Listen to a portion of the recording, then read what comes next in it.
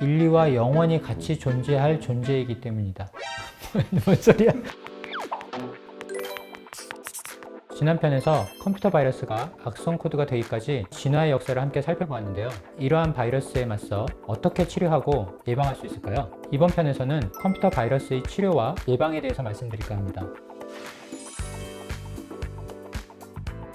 우선 모두가 알고 있듯이 백신으로 컴퓨터 바이러스를 치료할 수 있습니다. 문제는 코로나 바이러스가 기존 독감 백신으로 커버가 되지 않았듯이 이 새로운 컴퓨터 바이러스도 기존 백신으로는 치료할 수가 없습니다. 신형 바이러스가 나오면 백신 회사에서 악성 코드를 분석해서 그에 맞는 새로운 백신을 내놓아야 그제서야 치료가 가능합니다. 다만 상용화에 평균 3년 이상이 걸리는 생물학 백신과 다르게 통상 컴퓨터 바이러스 백신이 나오기까지는 짧게 몇 시간에서 길게는 2-3일 정도 소요되는 것이 일반적이라 그나마 다행이라고 할 수 있습니다. 그러나 감염 이후 치료보다 앞서 사람의 몸이나 컴퓨터도 마찬가지로 예방하는 것이 최선이라고 할 수 있겠죠.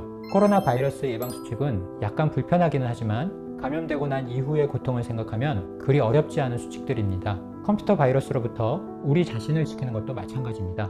코로나 바이러스와 컴퓨터 바이러스는 특성도 유사하지만 대응 방법도 원론적인 측면에서는 그리 크게 다르지 않은 것이죠. 생물학적 바이러스도 신종 바이러스가 먼저 출현하고 이후 백신과 치료제가 나옵니다. 컴퓨터 바이러스도 백신이 나오기까지는 조심하는 것 이외에는 달리 방법이 없습니다. 코로나에 감염되지 않기 위해서 가장 확실한 방법이 격리인데요. 이 컴퓨터 바이러스도 마찬가지입니다. 이러한 알려지지 않은 바이러스로부터 중요한 시스템을 지키기 위한 궁여지책이 바로 망분리나 인터넷 차단입니다.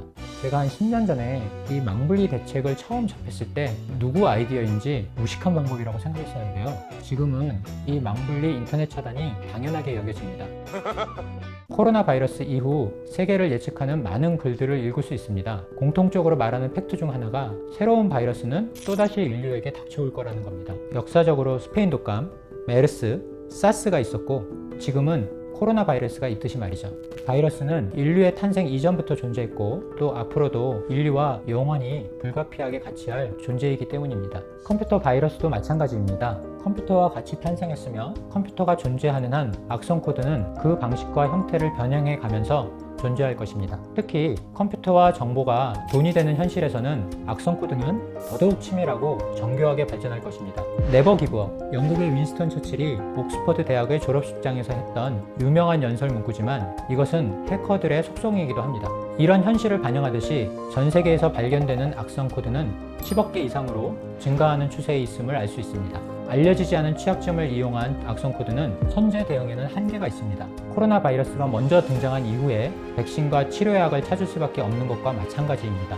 하지만 개인 방역 수칙을 잘 지키면 코로나로부터 개인과 주변을 안전하게 지킬 수 있습니다. 사이버 세상에서도 마찬가지입니다. 비록 귀찮고 불편하더라도 앞서 언급한 개인의 컴퓨터 사용 수칙을 잘 지켜 조금만 주의를 기울인다면 알려지지 않은 악성 코드라 할지라도 충분히 예방이 가능합니다. 컴퓨터 바이러스와 관련해 준비한 이야기는 여기까지입니다.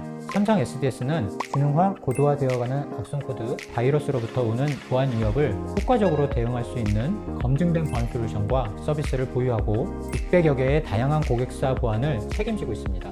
최첨단 보안에 대한 다양한 기술과 정보에 대한 내용은 삼성 SDS 홈페이지에서 자세하게 볼 수 있으니 많은 방문을 바랍니다. 감사합니다.